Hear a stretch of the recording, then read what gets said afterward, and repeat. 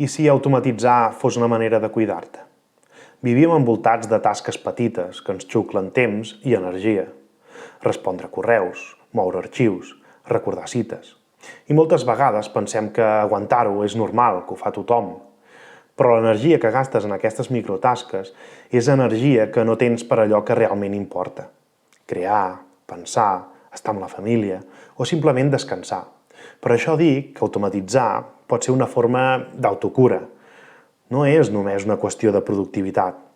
És una manera de cuidar-te, alliberar espai mental, reduir estrès, evitar oblidar-te de coses. Automatitzar no vol dir desconnectar de la vida, vol dir decidir millor on poses la teva atenció.